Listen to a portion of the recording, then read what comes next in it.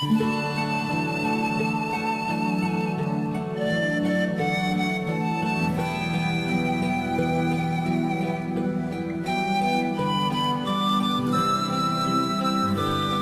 les dije la semana pasada, durante este año litúrgico estaremos comentando el Evangelio según San Lucas. Para este segundo domingo de Adviento nos presenta el siguiente Evangelio. Escuchemos la primera parte. En el año 15 del imperio de Tiberio César, siendo Poncio Pilato procurador de Judea y Herodes tetrarca de Galilea, Filipo su hermano tetrarca de Iturea y de Traconítida, y Lisanias tetrarca de Abilene, en el pontificado de Anás y Caifás fue dirigida la palabra de Dios a Juan, hijo de Zacarías, en el desierto. Es de admirar la manera tan solemne como el evangelista introduce la vocación de Juan el Bautista. Hemos escuchado los nombres de personajes importantes de la época, comenzando por el emperador, luego el procurador y finalmente por los tetrarcas. Es muy importante que coloquemos en un momento preciso de la historia la intervención de Dios. ¿Por qué? Porque de lo contrario se puede correr el riesgo, como siempre ha solido suceder, de que hay gente que diga que no, que eso fue un cuento de hadas, que eso fue un invento, que eso a alguien se le ocurrió escribir una novela, pero que eso no es cierto. Con esto está ratificando San Lucas que no fue ningún cuento de hadas, que es un hecho preciso y concreto, la intervención de Dios mientras estas personas estaban al frente del gobierno del poder político, porque también se corre el riesgo, como siempre ha existido, algunas corrientes que quieren negarlo todo.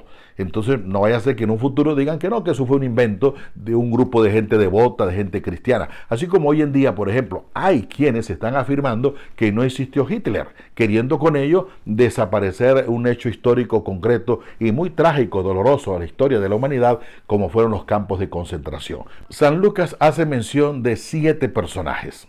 5 en el campo político y 2 en el campo religioso. Sabemos nosotros que el número 7 en la Biblia tiene un significado de plenitud.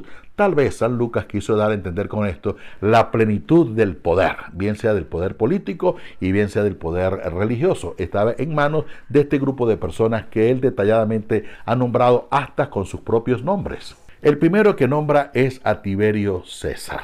¿Y quién era Tiberio César? Tiberio César era hijo de la tercera mujer del gran emperador César Augusto.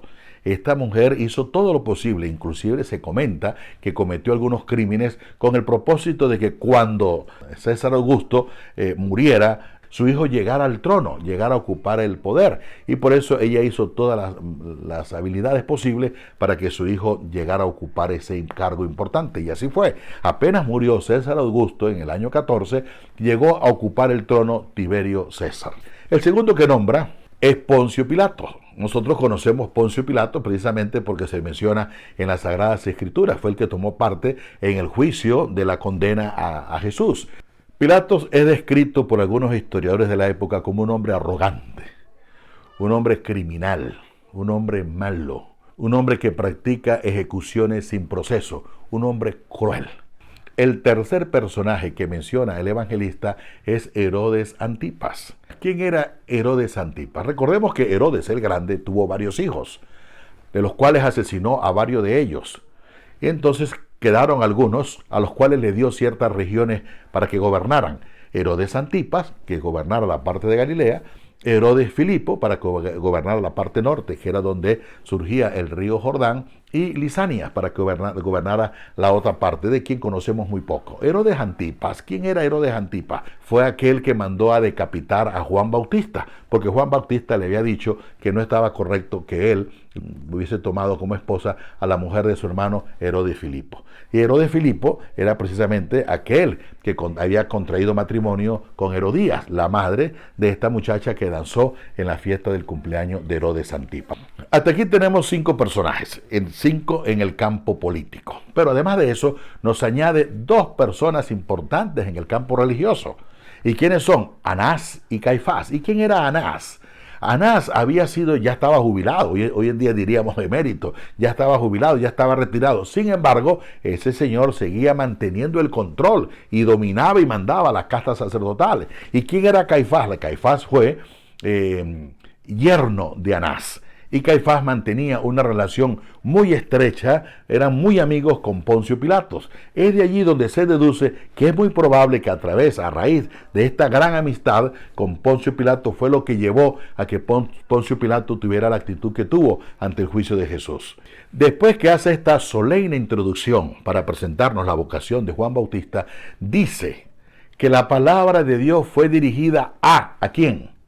Fíjense que no fue dirigida a ninguno de estos 5 líderes políticos. Ellos que se creían dioses, acuérdense que les he dicho en otras oportunidades que cuando llegaban a ocupar algún cargo se creían el sol, se creían las estrellas, se creían dioses, divinidades, inclusive se creía que estaban en el cielo. Entonces, si eso es así, pues era de imaginar que la palabra de Dios fuera dirigida a ellos. Y resulta que no. La palabra de Dios no fue dirigida a ninguno de estos líderes políticos. Pero si pasamos al campo religioso, tenemos al sumo sacerdote Anás, al sumo sacerdote Caifás, líderes religiosos que eran representantes de Dios en la tierra. Entonces, ¿a cuál de ellos se le dirigió la palabra de Dios? ¿A los líderes políticos o a los líderes religiosos? A ninguno de los dos, ni a los políticos ni a los religiosos. Nos dice el Evangelio, fue dirigida la palabra de Dios a Juan, hijo de Zacarías, que vivía en el desierto. No vivía en ciudades, no vivía en palacios, no vivía ni siquiera en Jerusalén, mucho menos vivía en el templo. Por eso cuando Dios interviene en la historia no lo hace según nuestras categorías. No lo hace en el poder político, en el poder religioso. Lo hace precisamente donde Él quiere. ¿Por qué? Porque muchas veces nosotros somos reacios a un cambio de vida. Y precisamente Dios lo que quiere es que nosotros cambiemos de vida. Después de esta solemne introducción que hace el evangelista para presentarnos la vocación de Juan el Bautista, vamos a leer ahora la segunda parte del Evangelio. Y se fue por toda la región del Jordán proclamando un bautismo de conversión para perdón de los pecados, como está escrito en el libro de los oráculos del profeta Isaías. La voz del que clama en el desierto, preparad el camino del Señor, enderezad sus sendas, todo barranco será rellenado, todo monte y colina será rebajado, lo tortuoso será recto, y las asperezas serán caminos llanos, y todos verán la salvación de Dios.